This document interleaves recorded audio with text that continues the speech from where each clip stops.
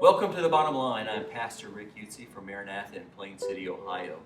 You know, I was reading a news article in the past week that was talking about the plague, like the Black Plague, you know, that killed millions of people, right, back in the Middle Ages.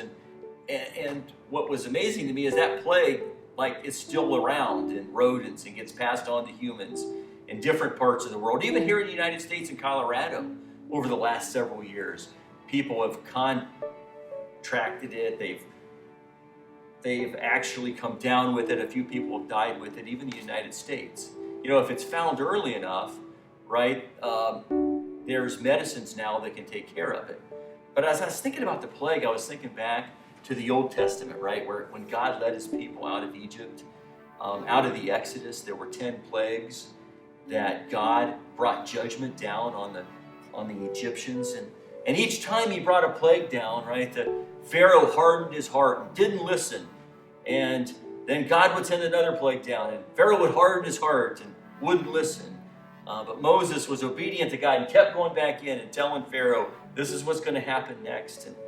And after several of those times, they did these gnats, you know, that God had sent down. And here's what it says in Exodus 8. It says, the magicians tried to produce gnats using their occult practices, but they could not.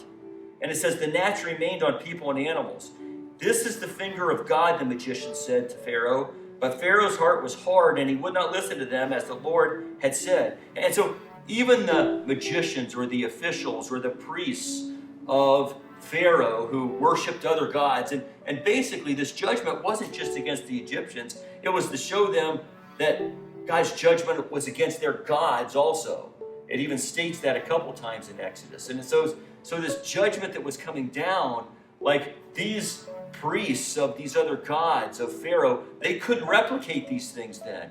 And they made this statement, this is the finger of God. Like they recognized, hey, wait a minute, this God is in a different league than we are and the gods that we serve. And they even told Pharaoh, like, why aren't you listening? And later on, they're going, Pharaoh, you have to listen, right? Because these things are getting worse and worse. Why aren't you listening? We understand and see the finger of God, the fingerprint. What are fingerprints used for?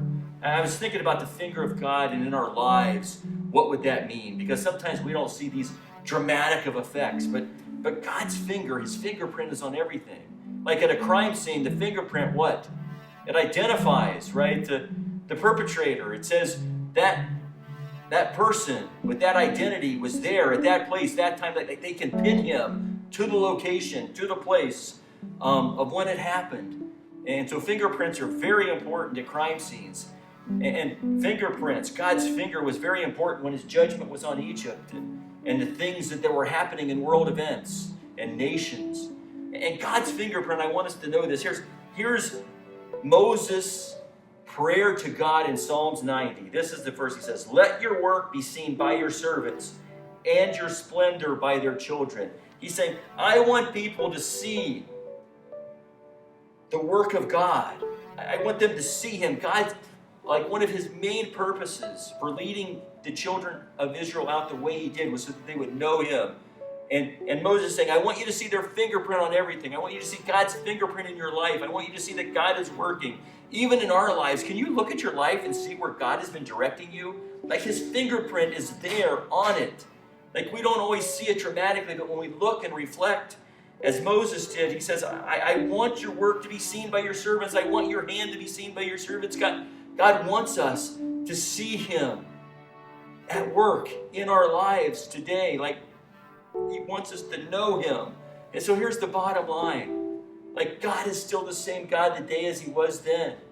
And just as you can identify, right, a person at a place and time with fingerprints at a crime scene, like we should be able to open our eyes and notice when God answers our prayer and that he's deeply involved in the circumstances of our lives each and every day. Like the finger of God is still at work powerfully in our lives, bringing us salvation and salvation to the world as a whole.